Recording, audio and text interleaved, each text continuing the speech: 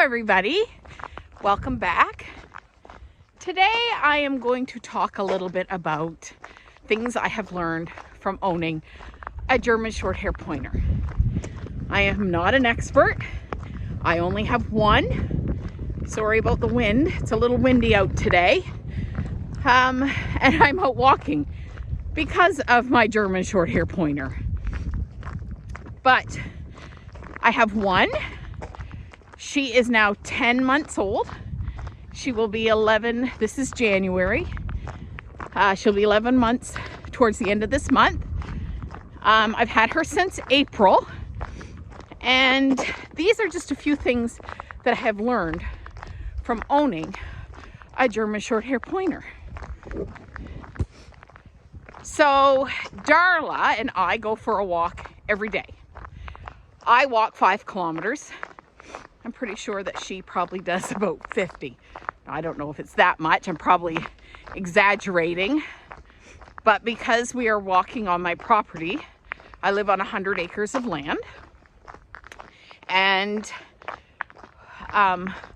when we walk, I let her just explore. She gets to explore, run, walk, wear off some energy. She does get leash training during this walk, because when we get closer to the road, every time we get closer to the road, I put her on a leash. So she is very good on a leash. Now, when we first got Darla, we had also purchased an e-collar. Now, we didn't purchase one right away, but we learned really quite quickly that this breed really does very well on an e-collar.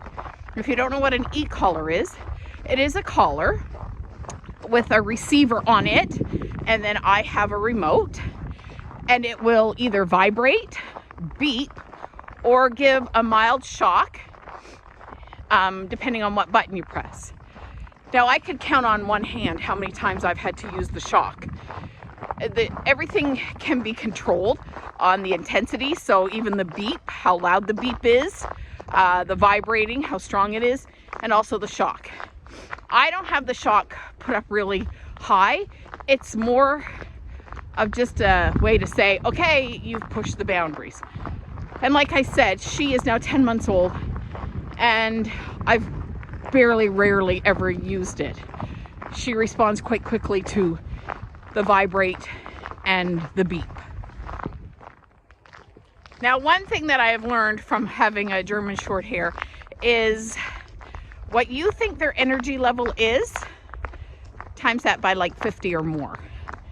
German Shorthaired Pointers are part of the sporting group, which is something I knew. I knew they were an active dog. I knew that they were a pointing, hunting dog. But I didn't realize the energy level was to the extreme that it is. So I'm out right now. I have Darla with me. Second, I'll show you her. See, there's Darla. I'll zoom in a little bit. There's Darla right there. So with Darla's collar, we haven't used that in probably about a month. Not because I don't think it needs to be used, because we could probably still use it, but, and I'll bring this up a little more, it has gone missing, the collar part. The receiver I can't find the collar part. So I'm kind of thinking that Darla may have taken it and carried it away somewhere. And that will bring me to another lesson I have learned about the German Shorthaired Pointers, is that they like to carry stuff, and they will carry it until they drop it. So Darla's big thing outside are sticks. She loves to carry sticks. She carries them everywhere. She also loves socks. She will carry socks everywhere. Another thing is gloves. She loves gloves. She will carry them everywhere. She will bring her bones from in the house, bring them outside, drop them, and then not come back in. But then the next time she comes back out, she finds them, and they go for our walk again. I have a video of her carrying a stick 1/2 kilometer, and the stick is probably close to 10 feet long. She found this stick and she carried it for 1/2 kilometer. So I'm thinking that collar could be just about anywhere because I can't find it. And we have looked everywhere that we would normally put it, and places that we don't tend to put things. It's not there. So one day, maybe it'll turn up. I don't know. But, so she's not wearing it. I do plan on purchasing another one. Although I haven't yet, because another thing about German Shorthairs, they are extremely smart. And she has very good recall. She is still a puppy, so she is still, you know, in her puppy phase, still misbehaves a little bit. But she does have very good recall. I call her, she comes. Sometimes not right away, but she will come. You know, she has basic commands down, like sit, stay, we're still working on, especially when she's wound up. But she does really quite well. They're a very smart dog. And not only in exercise do they need, you know, have their energy worn out of them, really, but they also need mental stimulation. I haven't had any problems with Darla chewing things in my house, as in like couches, you know, chairs, walls, things like that. But she has an abundance of bones. We also keep her very mentally stimulated, playing games with her, bringing her outside. She's outside a lot. And she loves it. She loves the outdoors. But this breed really does need mental stimulation as well. Because one thing I have learned is that when I'm away, of course she goes in her crate, and I have put bones in there. But if she's in there for longer than an hour, which sometimes she is, because you go to town, do some shopping, whatever, she has ripped up every bed that I have put in her crate. I have put dog beds in there. I have put quilts in there. I have even just put towels in there because she's destroyed everything I've put in her crate for bedding. So she is now to the point that where she gets no bedding in her crate. Because not only does she's right over here. I don't know if you can, there she is right there. Finding something. But not only does she rip it up, but she will also eat it. I have a Yorkie who really enjoys toys, and she has swallowed her toys. Thankfully, she has thrown them back up. But so now we put all the little Yorkie toys away. We only play with them when Darla's out. And we know that she shreds, and I have found her carrying around. So she shreds towels and bedding, and I found her carrying them around. So she no longer has that in her crate. She just has the plastic pad that is in there. And maybe when she stops doing stuff like that, we will give her bedding back. Another thing that I have learned about the German Shorthaired Pointer is how loyal they are. They love their people. Like, well, I'm walking with Darla. She's a little bit ahead of me right now. Not far, I mean, I can see her. But she constantly is turning around to make sure I'm coming. And if she gets out of my sight, she'll turn around and come back to me because she likes to be with me and watch me. In the house, especially with my husband, she is my husband's dog. And in the house, she's always trying to get on his lap. If he leaves the house, she stands at the door and cries. She loves to be with us. We have in our house many beds for Darla. Now I know I said she chews up the bedding in her crate, but she's never touched any of the beds. Showed any signs of chewing them. So I know it's because she's bored in the crate. But anyway, we have a bed for Darla in every room in our house. We have two great big round ones. You've probably seen them at Costco. They're the great big massive round ones. We have one of them in the living room, and we have one of them in our bedroom. We also have a bed in the kitchen. We have another bed in the living room. We have two. One was originally supposed to be for all the Yorkies to fit in, but Darla has claimed it. And we have one in the garage that I don't think she's ever used. But if we leave a room to go to another room, she's right behind us. You can see her right behind me. She's running in the woods. But if we leave one room, if I'm in the kitchen and I go to the living room and she's sleeping, she will get up and follow me. The same if we go into the bedroom, she will get up and follow. She wants to be with her people all the time. And I don't know if that's just because she's a puppy and if she will grow out of that. But right now, she wants to be with us all the time. She is so loving. They're such a loving breed. They have such a kind heart and eyes. And you can tell that she just loves to be with us. And especially my husband. I mean, she knows when I was getting all this stuff on that we were going for a walk. And she got so excited because we were going and just followed me everywhere. But it's not just that. She just wants to be with us, which makes them, you know, a wonderful breed if you want a breed that is really loyal. She is definitely that. So also with the German Shorthaired Pointers, the thing that I have learned is the height that these dogs can jump and leap. And when I say jump, it is like they're standing on 4 legs and they go straight up in the air. It's almost like a bounce jump. There's no leaping, there's no hopping forward. It is straight up in the air.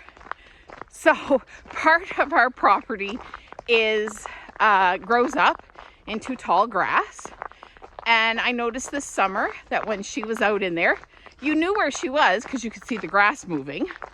And then all of a sudden, you could see her full body because she would jump straight up a good 3-4 feet high. It was just incredible. I wasn't sure what was going on, but she did it so often. So funny.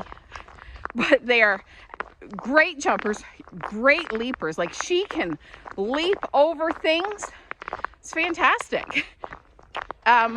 She does it with no issues at all, which is something I didn't know that they could do. I did not know that they were jumpers and leapers, but they definitely are.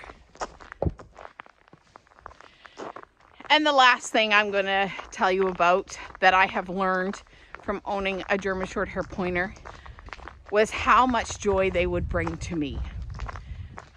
This was not a breed that I ever thought of getting. The whole reason we ended up with Darla was because my husband went to a dog show with me and he seen one at the dog show. And he really kind of pestered the owner and asked her constantly where she got the dog, you know, how old was the dog, wanted to know where he could find a dog like that. And he constantly, over and over again, tell Brenda where you got the dog. And he really liked the breed. Not have done any research, he just really liked the look of this dog. And for several weeks after, he would ask me, Brenda, did you find out where that dog come from? And I'd be like, no, because I wasn't pursuing it. To be honest, I really wasn't pursuing it. It wasn't something I wanted to get into. I knew that they were a sporting dog and I knew they were more active than me. So I didn't pursue it. And then I was flipping through an old show catalog. Now, when you enter a dog show, they have catalogs that come out and it lists every dog's name in the catalog. And you can find out where these dogs come from by the breeder's name and also by the dog's name. The first name in a registered dog is the kennel name that it came from.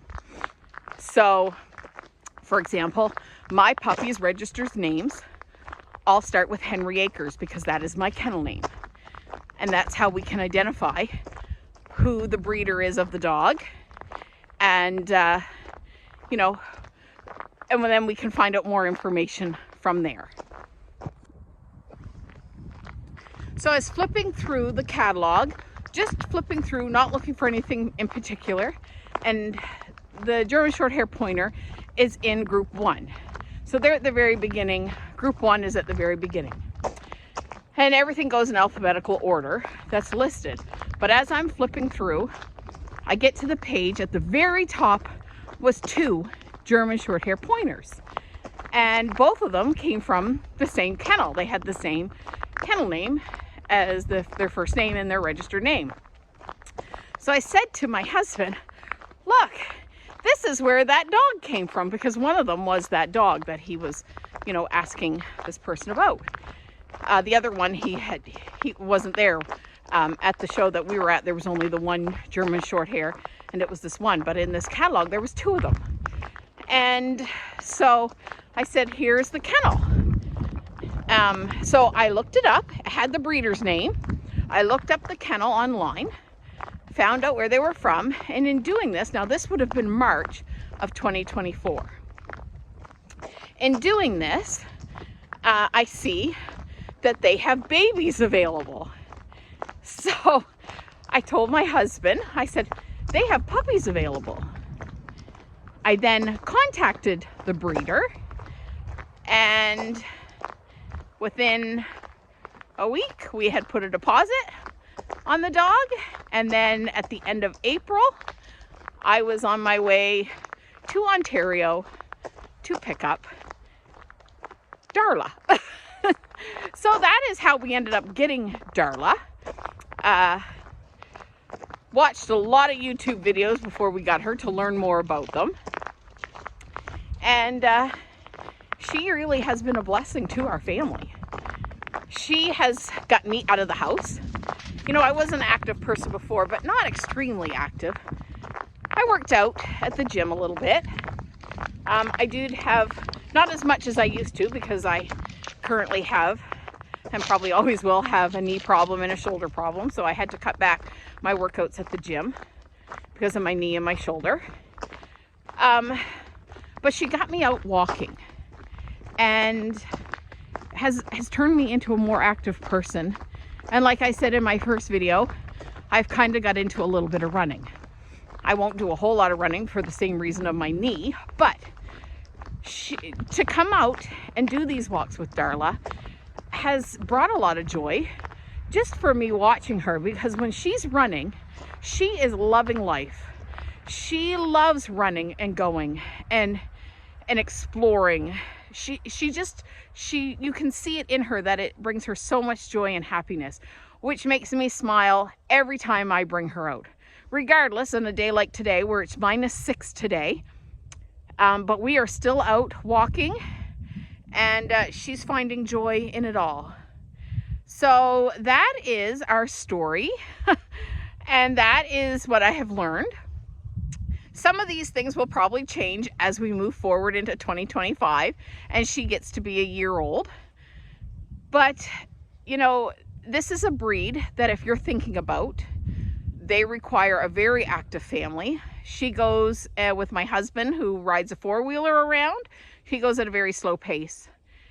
She walks with me, but she does require a lot of exercise. The breed requires a lot of exercise. They are very active. They require a lot of mental stimulation. But it is a breed that if you are an active family and willing to put in the work with them to keep them busy, they will love you forever. They are an oversized lap dog. Well, they think they are, and they want to be with their people. They are an absolutely wonderful, wonderful breed for people who have a very active lifestyle. And that is it for this week's video. Please remember to do everything in love, and I will see you next week. Bye-bye.